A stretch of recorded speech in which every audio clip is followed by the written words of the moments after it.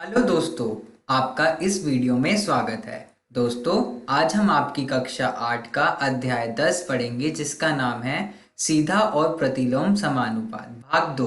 दोस्तों, आज की इस वीडियो में हम सीधा अनुपात के कुछ अतिरिक्त प्रश्नों के बारे में जानकारी प्राप्त करेंगे। ओके दोस्तों, आइए दोस्तों सीधा अनुपात के कुछ अतिरिक्त प्रश्न पे आते हैं। दोस्तों, पहला उदाहरण ये कह रहा है कि 10 मीटर ऊंचाई वाले एक झंडे के खंबे की छाया 8 मीटर है।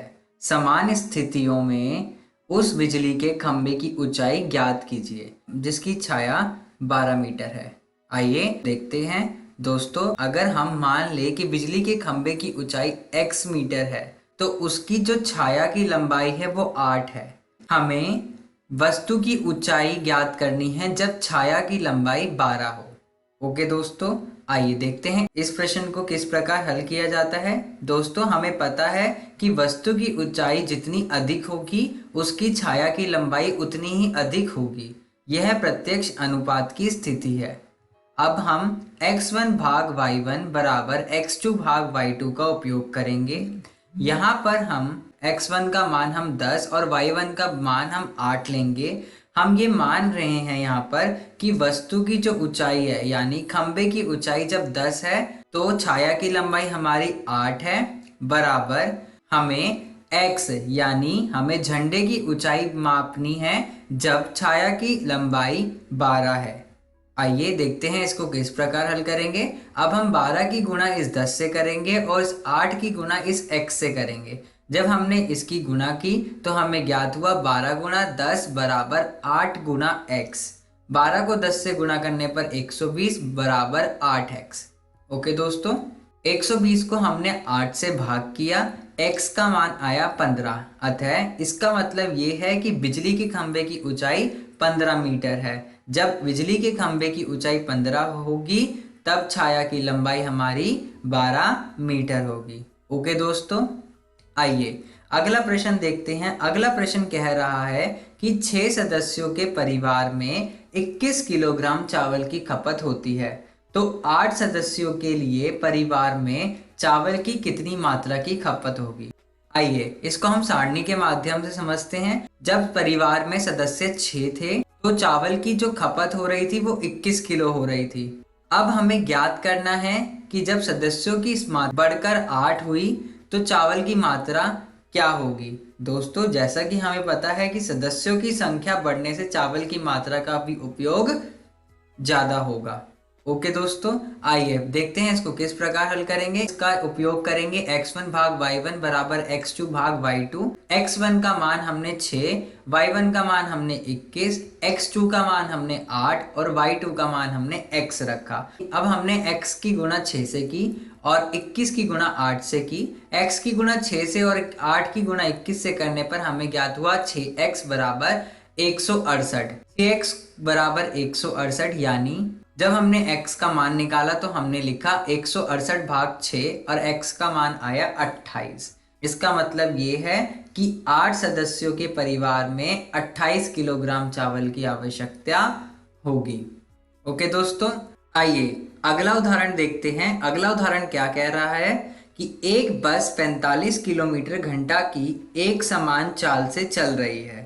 अब हमें ज्ञात करना है 20 मिनट में वो कितनी दूरी तय करेगी, और दूसरा हमें ज्ञात करना है 150 किलोमीटर की दूरी तय करने के लिए उसे कितना समय लगेगा। ओके दोस्तों, आइए सारणी के माध्यम से समझते हैं।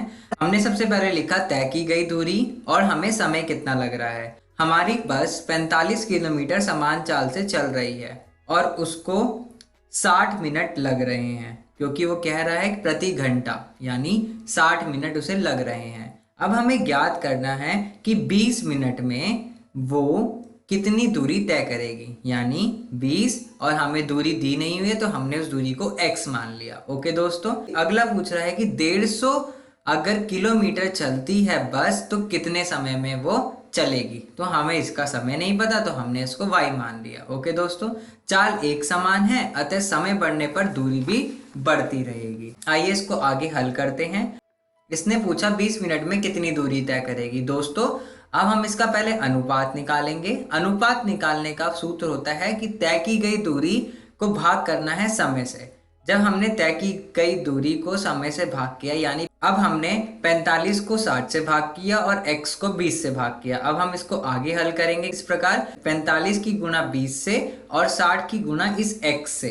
जब हमने इसको इससे गुणा किया तो हमें ज्ञात हुआ 45 गुणा 20 बराबर 60 गुणा x। 45 को 20 से गुणा करने पर और 60 को x से गुणा करने पर हमें ज्ञात हुआ 900 बराबर 60x। अब हमने x का मान निकालना है तो 900 को भाग कर दिया 60 से, x का मान निकला 15 किलोमीटर। अर्थात इसका मतलब ये है 20 मिनट में बस 15 किलोमीटर की दूरी तय करेगी। आइए अगला समझते हैं। ये कह रहा है कि 150 किलोमीटर की दूरी तय करने के लिए उस बस को कितना समय लगेगा। दोस्तों हम इसको भी इस प्रकार करेंगे, 45 को भाग किया 60 से और बराबर 150 को भाग किया y से। ओके दोस्तों, जब हमने इसको आगे हल किया तो 45 की गुणा y से की और 150 की गुणा 60 से की। 45 की गुणा y से और 150 की गुणा 60 से करने पर हमें ज्ञात हुआ 45y बराबर 9000। y का मान निकालने के लिए हमने 9000 लिखा और उसको 45 से भाग कर दिया। y का मान आया 200 मिनट। अर्थात इसका मतलब ये है कि 150 मीटर की दूरी तय करने के लिए बस को 200 मिनट का समय लगेगा। ओके दोस्तों, आइए अगला उदाहरण देखते हैं। ये क्या कह रहा है। एक मानचित्र में 1 सेंटीमीटर का स्केल 25 किलोमीटर की वास्तविकता दूरी को निरूपित करता है। तो 45 किलोमीटर की वास्तविकता दूरी के लिए कितने सेंटीमीटर के स्केल बनाने पड़ेंगे। अब हमें ये ज्ञात करना है। आइए इसे सारणी से समझते हैं। मानचित्र की दूरी, 1 सेंटीमीटर का स्केल हमें 25 किलोमीटर की दूरी को दिखा रहा है। अब हमें कितने सेंटीमीटर का स्केल बनाना पड़ेगा कि वो 45 किलोमीटर की दूरी को दर्शाए। आइए समझते हैं। मानचित्र में दूरी तथा वास्तविकता दूरी में प्रत्येक समानुपाती का संबंध है। ओके दोस्तों, अब हमने इसको इस प्रकार किया, 1 को भाग किया 25 से और बराबर x को भाग किया 45 से। 45 को हमने 1 से गुणा किया और 25 को x से गुणा किया। 45 को 1 से और 25 को x से गुणा करने पर हमें ज्ञात हुआ 45 बराबर 25x। x का मान निकालने के लिए हमने 45 को भाग कर दिया 25 से। x का मान आया हमारा 1.8 सेंटीमीटर। अर्थात इसका मतलब ये है कि हमें 1.8 सेंटीमीटर का स्केल बनाना पड़ेगा, तब जाके वो हमें 45 किलोमीटर की दूरी मानचित्र में दर्शाएगा। ओके दोस्तों आज की इस वीडियो में हमने सीधा अनुपात के कुछ अतिरिक्त प्रश्नों के बारे में चर्चा की है। अगली वीडियो में दोस्तों हम सीखेंगे प्रतिलोम अनुपात क्या होता है। धन्यवाद दोस्तों।